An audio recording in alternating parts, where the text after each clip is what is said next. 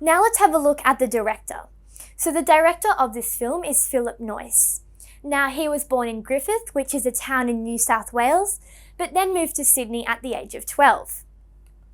In 1973, he was selected to attend the Australian National Film School.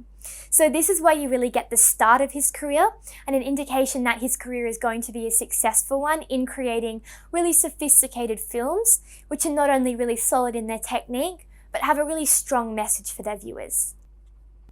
He also travelled to the USA and the UK, but returned to Australia in 1982.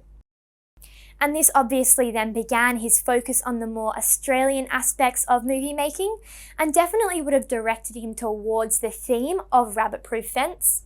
His Australian themes and issues, such as the Aboriginal issues of the stolen generation, is what he addresses in Rabbit-Proof Fence, and is something which really would have been inspired by the fact that he not only grew up in Australia, but was educated there and then chose to return there. So we have a really solid Australian director here, and that's reflected in the themes and issues of this movie. So let's look at understanding your text. As we've discussed, understanding the context of your text is absolutely vital. So it's really important that you don't just understand what happens, but you understand why it happened. So all of this complicated plot is happening for a historical purpose and a true purpose, which we're going to be looking at. The Aboriginal people during this period were treated very poorly and cruelly, and that's something which we're really going to have to examine in detail in order for you to understand why things were happening in your text. The Aboriginal culture and the WASP culture, so the white Anglo-Saxon Protestant, were very much clashing and are competing for prominence in this text.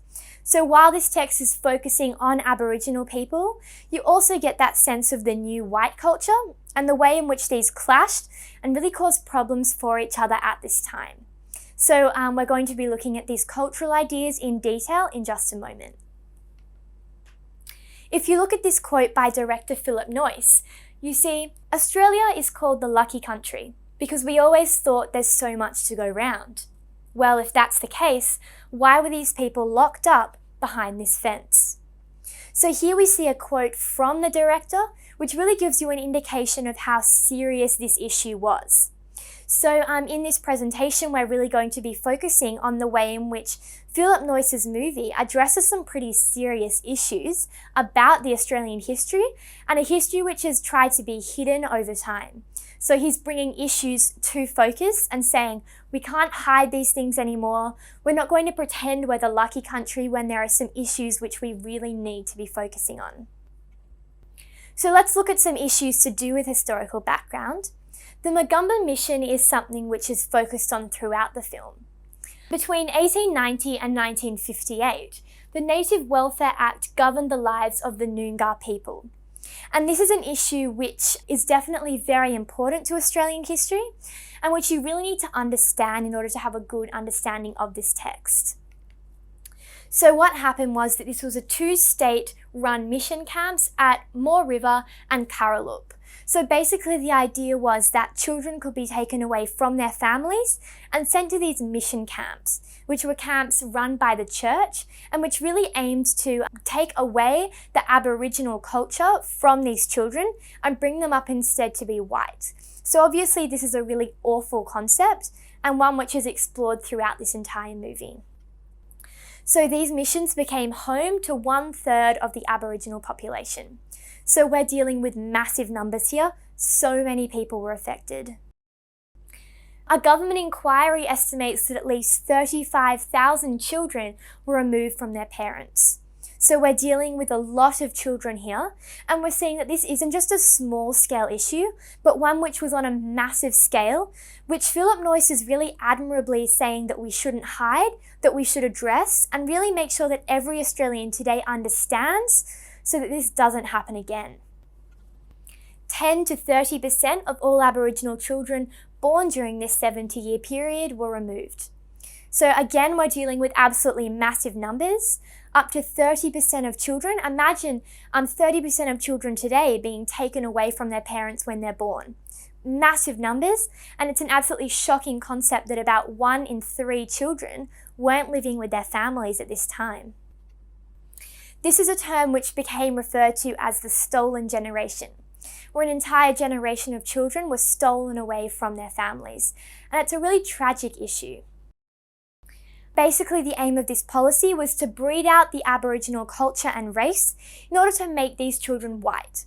So as you see throughout this movie, this is an issue which Noyce really well expresses through that clash between white and Christianity and Aboriginal and traditional Aboriginal religion throughout the film. Children were basically taught white skills such as domestic skills and labour. So they were taught skills which aimed to breed out their Aboriginality and to give them a new outlook on life, which obviously is now an extremely racist policy which would not be tolerated in modern society. Christianity was the focus. They were mission schools, which meant that Christian people were running these with good intentions. However, this was definitely at the cost of traditional religion. So it was very detrimental to Aboriginal people whose traditional religions, ideas and culture was stripped away cruelly by the missions at this time. So this idea of the stolen generation is viewed today as human rights abuse and absolute injustice. And it's only an issue which today we've really started realising as a really detrimental one which we need to be focusing on. So this caused extensive family and cultural damage. And this also was considered to be a very racist policy today, which really just isn't acceptable in the way that it broke up families and really didn't deal with cultural sensitivity in any way. Obviously, its intention was child welfare. However, it definitely wasn't successful in achieving welfare in a way which was just and fair for the Aboriginal people. Actually, only very recently, on the 12th of February 2008, we got the first admittance and apology from the government through Kevin Rudd's apology to the stolen generation, where he really recognised that yes, there was a problem and that this needed to be addressed and that the Aboriginal people needed to be apologised to. The policy aims of this was firstly to assimilate the half-caste into white society. So as we've discussed, the half-castes were the people who were half white and half Aboriginal. They were the focus of this policy. It wasn't so much people who were fully Aboriginal, but instead people who were half white and half Aboriginal. Secondly was to ensure that Aborigines of mixed descent would marry Caucasian people. So the idea was that eventually, if Aboriginal people kept marrying white people, this Aboriginality, which they didn't particularly like, would be bred out. If you look at the title cards in the rabbit-proof fence, you see this quote: "For 100 years, the Aboriginal peoples have resisted the invasion of their lands by white settlers."